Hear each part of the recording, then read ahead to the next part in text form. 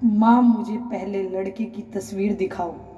माँ, मैं फिर करूँगी हाँ या ना। माँ ने रीता की तरफ देखा। अच्छा, हम तुम्हारे लिए क्या कोई अच्छा लड़का नहीं देखेंगे?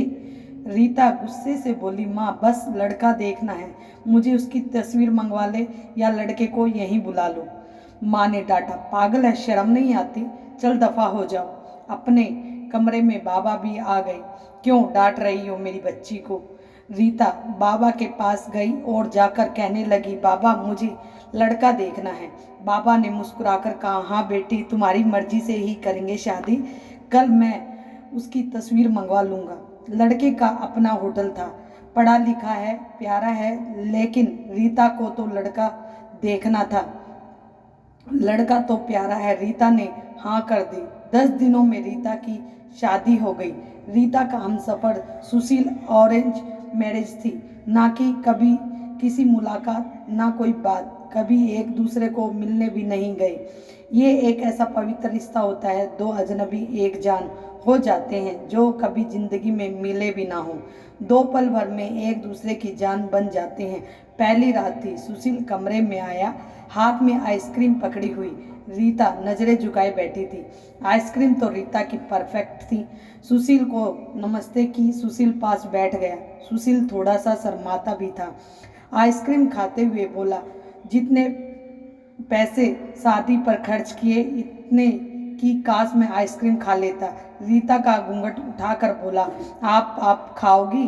पहले तो रीता ने शर्माते हुए मना कर दिया, फिर सुशील ने प्यार से खाली प्यार बढ़ेगा। रीता को आइसक्रीम दी और खुद भी खाने लगा। रीता सारी आइसक्रीम खा गई। सुशील ने जब पूछा, आइसक्रीम पूरी खत्म कर दी? रीता मुस्कुराने लगी, वो तो मैं खा गई। सुशील भी मुस्कुराने लगा, बहुत कंजूस हो आप, पहले कहती नहीं खाती और फिर देखो अब सारी खा गई। यह आइसक्रीम 50-50 की थी। रीता सुशील को पहले ही रात इतना तो समझ गई थी कि सुशील दिल का बहुत अच्छा है। रात भर मोहब्बत, बड़ी बातें होती रही, जिंदगी अपनी असल मंजिल की तरफ मुड़ गई थी। वक्त गुजरने लगा।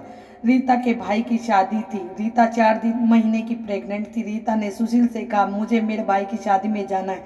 सुशील ने रीता के पास बैठकर बोला, रीता, डॉक्टर ने अपनी लंबी यात्रा करने से मना किया, इसलिए मैं कोई रिस्क नहीं लेना चाहता। मैं नहीं इजाज़त दे सकता शादी में जाने की। रीता को बहुत गुस्सा आया।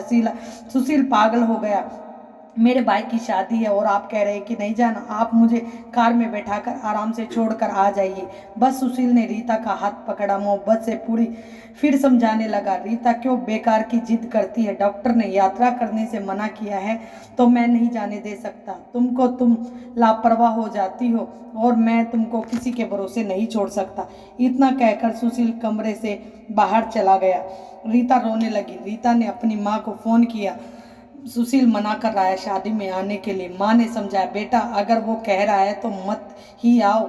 लेकिन रीता की ले, लेकिन रीता की भाभी तो जिद करने लगी, क्योंकि नहीं आने दे रहा है सुशील हमारी बहन को। वो रात आए, सुशील भी घर पर था। कहने लगे कि मेहंदी है, 3 ही बात है, अमृता को लेने आए हैं। सुशील ने रीता की तरफ देखा और कहा, रीता मैंने क्या कहा है तुमसे? रीता ने नजरें झुका ली, कमरे में चली गई। उठकर सुशील को गुस्सा तो बहुत आया था, लेकिन यह सब्र कर लिया।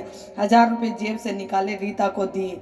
ये सब कुछ पैसे रख लो, बाकी और चाहिए तो ले लेना, मैं आऊँगा कल। रीता बहुत खुश थी। सुशील ने अपने सीने से लगा कर रीता को अपना ख्याल रखना। रीता शादी में चली गई। मेहंदी की रात रीता की बुआ की लड़की भी आई हुई थी। डांस भी किया, काफ़ी इंजॉय किया। बारात वाले दिन जब भाई की बारात लड़की वाले के घर पहुंची तो बारिश हो रही थी। गले में काफ़ी कीचड़ था। रीता का पाँव फिसला, गिर गई। गिरते ही उसके पेट में दर्द होने लगा। रीता जोर जोर से रोने लगी। जल्दी से रीता को अस्पताल ले गए। रीता दर्द से चिल्ला रही थी। सुशील को कॉल की, रीता के बारे में बताया। सुशील घबरा गया। वो जल्दी से अस्पताल पहुंचा। डॉक्टर रीता को इमरजेंसी वार्ड में ले गए थे। सुशील बहुत परेशान था।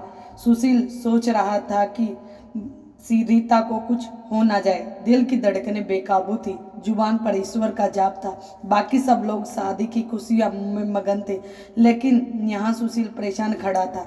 कुछ देर बाद डॉक्टर कमरे से बाहर आए। उन्होंने सारी कहते हुए बताया उसका बच्चा मर चुका है। सुशील बेजान सा होकर कुर्सी पर बैठ गया। भगवान से हिम्मत मांगकर जल्दी से वार्ड में गया। रीता रो रही थी। सुशील को देखकर मुंह मोड़ लिया। सुशील पास बैठ गया, सर पर हाथ फेरने लगा। अच्छा चल चुप कर मेरी सोनी, रोना बंद कर, बस अब ऊपर वाले की मर्जी थी। रीता फूट फूट कर रोने लगी।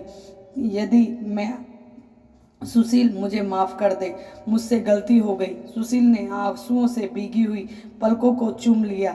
अरे बस बस मेरी जान, रोते नहीं हैं, बस ऊपर वाले की मर्जी थी, चुप हो जाओ। रीता खुद को गुनाहगार समझ रही थी। अपने बच्चे और सुशील का समझने लगा। रीता का सर अपनी गोद में रख लिया और चुप हो गई। मेरी सोनी रो मत, आप देख मैं तेरे पास हूँ। रीता को लेकर घर चला गया। जो धर्म एक हम सफ़र महसूस कर सकता है वो कोई और नहीं समझ सकता। गलत फैसला लेकर ज़िंदगी बर्बाद ना करें।